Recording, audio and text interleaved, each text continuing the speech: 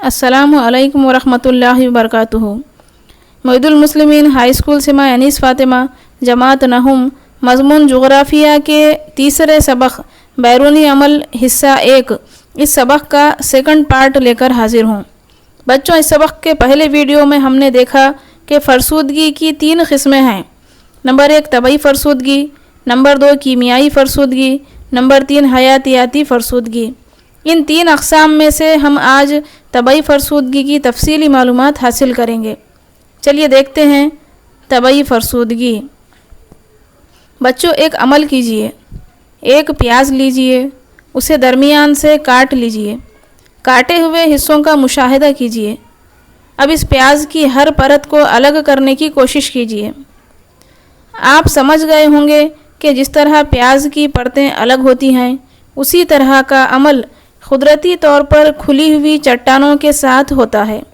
شکل 3.2 دیکھیے اور بغور مشاہدہ کیجیے۔ چٹان کا اوپری حصہ زیادہ گرم ہوتا ہے، اس کی بنسبت اندرونی حصہ سرد ہوتا ہے۔ اسی وجہ سے چٹانوں کی اوپری سطح چھلکوں کی طرح بکھر جاتی ہیں۔ یہ چٹانوں کی جھیج ہوتی ہے۔ اس کے بعد دیکھیے طبعی فرسودگی کی اہم وجوہات۔ طبعی فرسودگی کن وجوہات سے ہوتی ہے وہ دیکھنا ہے۔ اس میں ہے نمبر 1 درجہ حرارت، نمبر 2 انجماد، نمبر 3 خلماؤں میں اضافہ، نمبر 4 دباؤ کا اخراج، نمبر 5 پانی۔ یہ طبعی فرسودگی کی اہم وجوہات ہیں۔ اس میں سب سے پہلا جو ہے دیکھیے درجہ حرارت۔ بڑھتے ہوئے درجہ حرارت کی وجہ سے چٹانوں کے اندر معدنیات گرم ہو کر پھیل جاتی ہیں اور درجہ حرارت کم ہونے کے بعد یہ سکڑ جاتی ہیں۔ درجہ حرارت تبدیل ہوتے رہنے سے چٹانوں کے اندر کی معدنیات مسلسل پھیلتی سکڑتی رہتی ہیں۔ اس سے چٹانوں میں تناؤ پیدا ہوتا ہے۔ چٹانوں میں موجود مختلف معدنیات کے درجہ حرارت کے فرق کی وجہ سے کچھ معدنیات زیادہ گرم ہوتی ہیں تو کچھ معدنیات کم گرم ہوتی ہیں، جس کی وجہ سے چٹانوں کے ذرات میں پیدا ہونے والا تناؤ بھی کم زیادہ ہوتا ہے۔ نتیجتاً چٹانوں میں شگاف پیدا ہو کر وہ پھوٹنے لگتی ہیں۔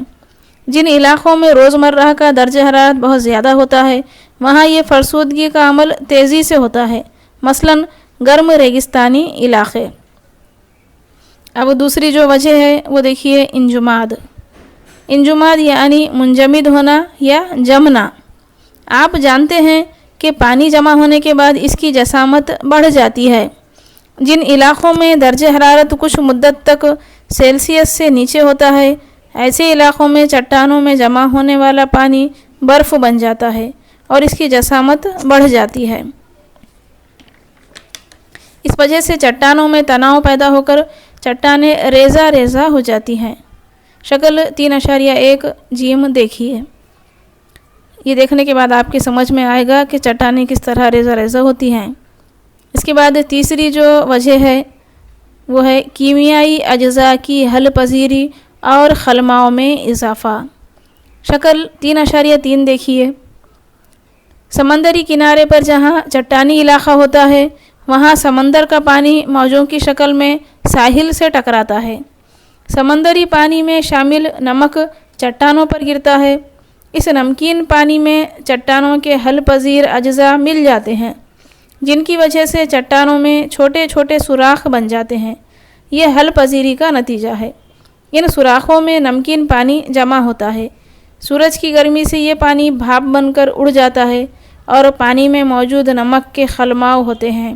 یہ خلماؤ زیادہ جگہ میں پھیل جاتے ہیں، جس کی وجہ سے چٹانوں میں تناؤ پیدا ہوتا ہے اور چٹانوں میں سوراخ بن جاتے ہیں۔ نتیجے کے طور پر چٹان کا بالائی حصہ یعنی اوپری حصہ شہد کے چھتے کی طرح دکھائی دیتا ہے۔ اب چوتھی وجہ دیکھیے دباؤ کا اخراج۔ چٹانوں میں تناؤ صرف درجہ حرارت، خلماؤں میں اضافہ یا پانی جمع ہونے کے عمل سے ہی نہیں ہوتا۔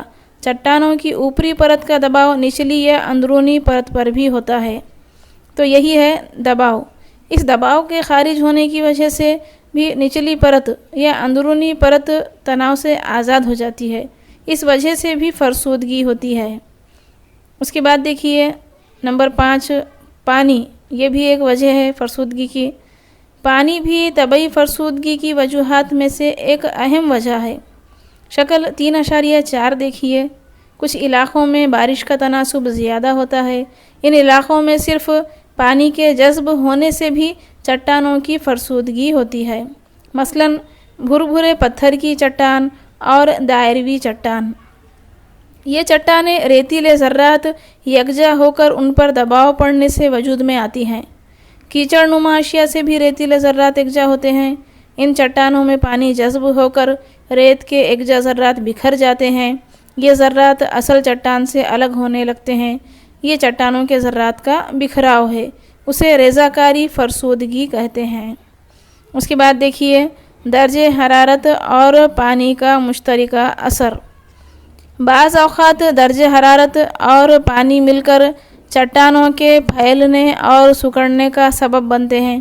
اس وجہ سے چٹانوں کے شگاف یا دراڑ پھیل جاتے ہیں اور ان میں پانی جمع ہو کر چٹانوں کے بڑے بڑے ٹکڑے ایک دوسرے سے علیحدہ ہو جاتے ہیں۔ اس فرسودگی کو چٹانوں کا بکھراؤ کہتے ہیں۔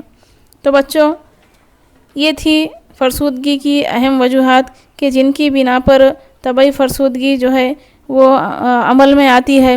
اس کے بعد کی جو فرسودگی کی قسمیں ہیں وہ ہم انشاءاللہ اگلے ویڈیو میں سمجھنے کی کوشش کریں گے۔ تب تک کہ